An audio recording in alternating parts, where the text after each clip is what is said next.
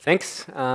Thanks for giving me the opportunity to talk. So it's about using deep learning methods to improve in-silico toxicogenetics testing. So what is the thing that these guys want to do? First of all, we want to use deep learning. Deep learning is actually not a single method. It's a bunch of algorithms, machine learning algorithms, where you learn from data and you make predictions. And it's deep because the learning methods have many layers. So it's artificial neural networks, and the neurons in these artificial neural networks are arranged in layers.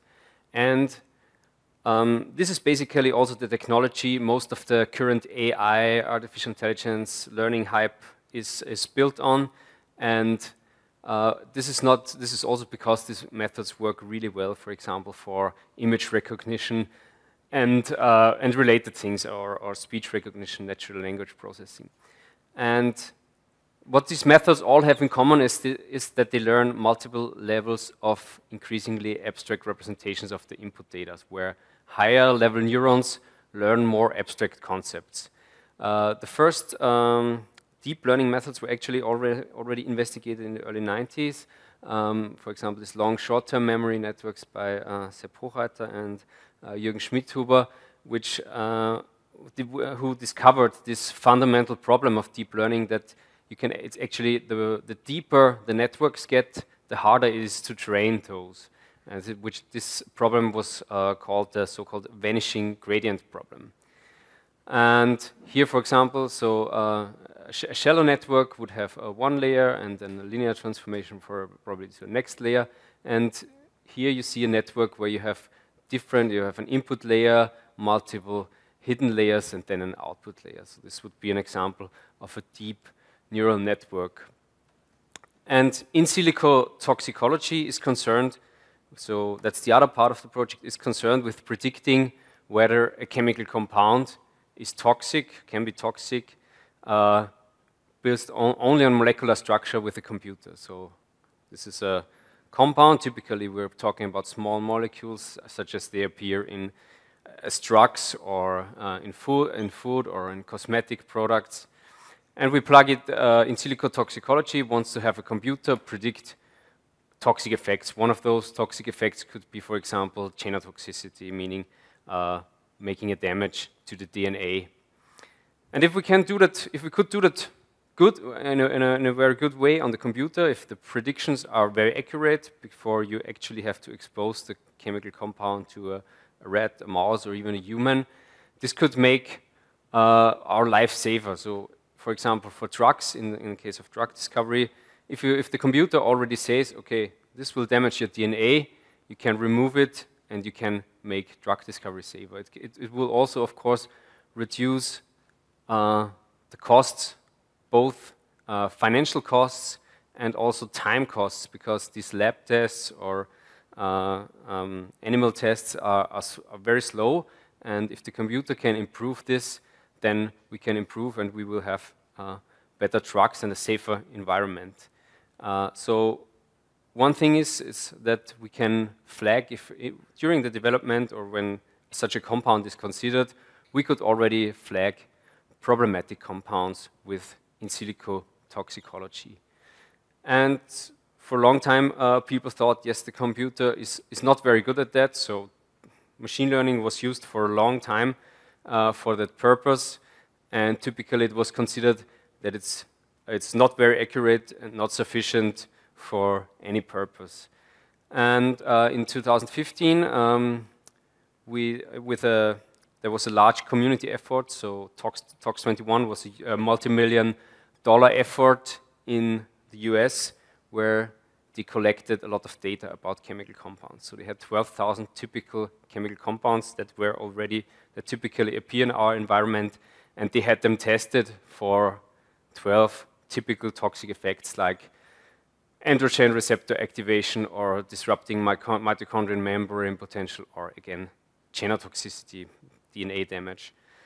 And then the community was asked, the scientific community, and this is a very cool thing that they did. They asked the scientific community, okay, we give you these 650 new chemical compounds. Give us your predictions. What do you think? If we really measure them, what would be the outcome? And a lot of groups, more than 80 scientific groups, use computer methods, machine learning method mostly, to predict toxic or toxicity or non-toxicity of these chemical compounds. And our group participated in 2015, I believe, in this challenge, and with deep learning, we were the first to use deep learning in this area. We overall won the challenge, the two main sub-challenges and 6 of 12 individual challenges. So this was an overall huge win for deep learning, and a very cool aspect was also that the methods were quite accurate. So these are a lot of numbers. I'm going to help you a bit. So so these are the toxic effects, and the first line is our method. And what I'm displaying is AUC is a value. If it's high, if it's close to 1, then it's good, it's perfect. If it's 0.5, it's random predictions. And for example, here, this is one of these toxic effects. It's the so-called aryl hydrocarbon receptor. And we could predict that with an AUC area on the ROC curve of 0.93, which is very close to a perfect prediction, meaning that these methods only on the computer, without having any having to do any other things, just plugging the compound in the computer, we can have an extremely accurate predictions. So this was the state of the art, and this is currently still a state of the art. So all these methods have assume that if a compound is toxic, it's toxic for all individuals, and or for none of the individuals, for no individual in the human population. And now we come in with this new project. Actually, we want to discriminate because, as you will see a bit later, there are a lot of chemical compounds that do only harm to a subset of the individuals, so only to people with a certain genetic composition or other circumstances. So this is actually what we are researching a bit in the wrong direction. We cannot say it's toxic or non-toxic, but in reality it is toxic for this individual.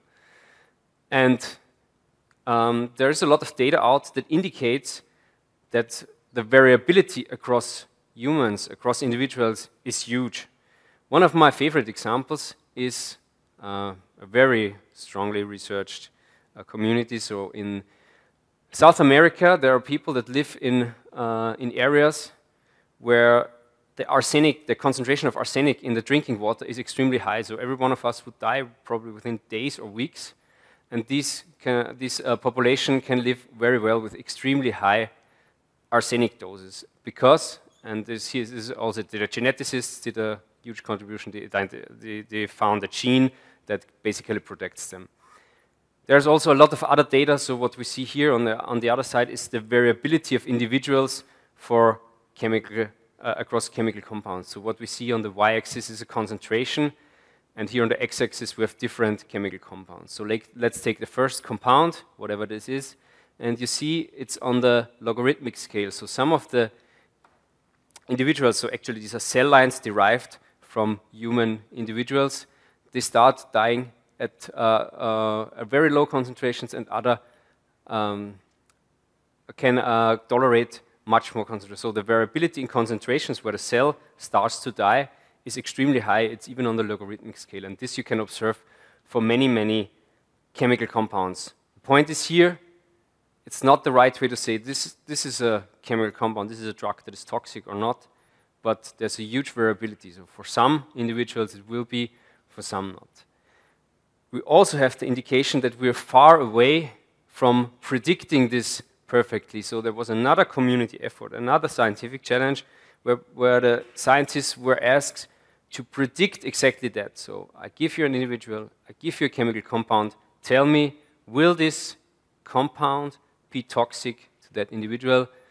And the prediction, the predictive performance here measured as Pearson correlation was below 0.07, whereas the other things like average cytotoxic response, other tasks predicting the average in the population was quite good. So here we have quite good predictions. We can do quite accurate. That also relates to what I said before. But really pinning down the toxicity in a single individual is currently extremely poorly predicted. And there are a number of reasons. There are probably more than I list here. So some things that were identified as problems that these current methods have is that they probably have insufficient model capacity, whatever that is a machine learning term, so meaning that they can, it's probably they are not complicated enough in other words. The distributions of the data that goes in these models is really hard because we have to feed genotype data, DNA and chemical data into a single model, and how to handle that is typically not very well done. And also we have millions of genetic variants, where we have a huge number of features for each individual, which is hard to tackle. In this project, I think we have, for the main problems of these methods, we have solutions, or we are working on solutions. So one thing that we have here is, of course, these really deep and broad networks with many layers, with thousands of neurons that have a high capacity to form these, to predict, to model these highly complicated interactions. We have another publication where we could even show that the computational methods are already at the level of lab tests. Then about these different data distributions that I was talking, genetic data and chemical compounds, we have something that is called self-normalizing neural networks, which is a type of neural network that automatically draw the neuron activations towards the same distributions. So this could be a way to handle this problem of the data distributions. And another thing is that the third problem was these millions of genetic variants that have to be plugged in, that have to be considered for the methods. And all of that come into question to be related to cytotoxic response. Also here we have a method at hand, matrix factorization, that identifies, that blocks or basically clusters these together. So we have much less features by clustering together genetic variants. And of course, what is now also possible is that if we have a toxic molecule, we could potentially suggest other molecules or modifications to the molecules to make it better. So for example, at the beginning when I was talking about long short-term memory recurrent networks, these were shown to be able to generate molecules in a meaningful way. And we also have developed a method to judge whether the AI-generated molecules make sense. So also here, not only that we would identify toxic compounds for individuals, but also suggest chemical modifications. So overall, what I've shown is that the individual responses to chemical compounds is highly variable across individuals, and methods currently only predict something like the average toxicity. Here in this project, we really want to go down to the individual level. Current machine learning methods really have problems. In this evaluation problem, the Pearson correlation of predictions against the actual values was very high, was below 0.07. And in this TeepToxGen project, we try to improve the predictive performance, which would eventually help to make a safer environment, to have people get less harm from chemical compounds, and also a step towards reducing, enormously reducing lab tests, in vitro tests, and animal testing. Yes, and I want to thank, of course, Land Oberösterreich for funding, and all people that contributed to the life science or drug discovery group here, and Peter Jan, who is already working on that project that started in April, I believe.